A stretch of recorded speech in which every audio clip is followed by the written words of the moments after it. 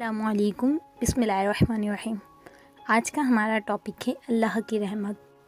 ایک شخص اپنی پیداوار کے 3 حصے کرتا تھا۔ ایک حصہ اپنے کھانے اور بال بچوں کے کھانے کے لیے، ایک اللہ کی راہ میں خرچ کرنے کے لیے نکالتا اور ایک حصہ اپنے باغ کی دیکھ بھال کے لیے نکالتا۔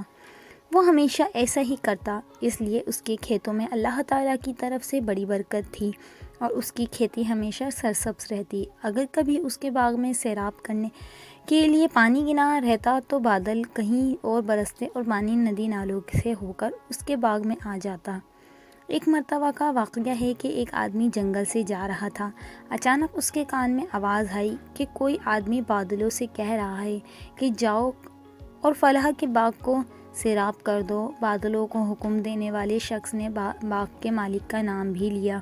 چنانچہ وہ بادل وہاں سے ہٹ کر ایک پتھریلی زمین پر خوب موسمادھار بارش برسی اور وہ پانی بہہ کر ایک نہر میں جا پہنچا اور نہر اس آدمی کے باغ میں آتی تھی۔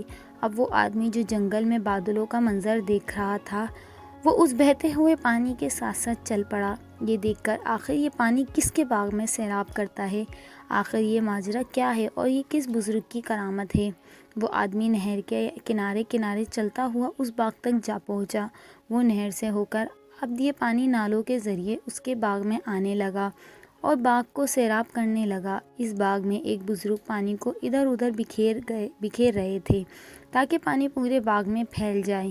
اس راہگیر مسافر نے ان سے دریافت کیا کہ حضرت، آپ کا نام کیا ہے؟ اس بزرگ نے وہی نام بتایا جو اس مسافر نے بادلوں سے سنا تھا۔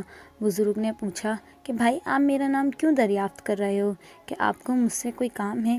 اس مسافر نے بتایا کہ میں جنگل سے گزر رہا تھا، وہاں میں نے ایک عجیب منظر دیکھا کہ کوئی آدمی بادلوں سے کہہ رہا ہے وہ آپ کے باغ میں جا کر سیراب کر دے۔ اس آدمی نے آپ کا نام بتایا تھا۔ وہ بادل کہیں اور برسا لیکن نہر کے ذریعے پانی میں باغ میں آ پہنچا۔ یہ عجیب و غریب منظر دیکھ کر اس کی حقیقت جاننے کے لیے اس بہتے پانی کے ساتھ ساتھ چلا آیا کہ دیکھوں تو وہ کیسے بزرگ ہیں جن پر یہ خاص نظر رحمت ہے۔ پھر اس مسافر نے پوچھا کہ حضرات، آپ کیا کرتے ہیں کہ اس باغ کو سیراب کرنے کے لیے غیبی انتظام ہو جاتا ہے؟ اس پر اس بزرگ نے بتایا کہ اس باغ سے مجھے جو کچھ بھی ملتا ہے میں اس کے 3 حصے کرتا ہوں۔ ایک حصہ اپنی اولاد کے لیے، ایک حصہ اللہ کی راہ میں خرچ کرتا ہوں اور ایک حصہ اس باغ کی کچھ دیکھ بھال کے لیے۔ جب بھی میرے اس باغ کی دیکھ بھال کے لیے، اس کے لیے جب بھی پانی کی ضرورت پڑتی تو قدرت کی طرف سے اس کا انتظام ہو جاتا۔ عزیز دوستو، سچ تو یہ ہے کہ جو حلال کمائی کا کچھ حصہ اللہ کی راہ میں خرچ کرتے ہیں وہ کبھی راہ گیر نہیں جاتے۔ بے شک اگر آپ کو میری ویڈیو پسند آئے تو پلیز اسے سبسکرائب اینڈ لائک ضرور کیجیے گا اور اپنی رائے مجھے کمنٹس باکس میں ضرور دیجیے گا۔ ملتے ہیں اگلی ویڈیو میں، جب تک کے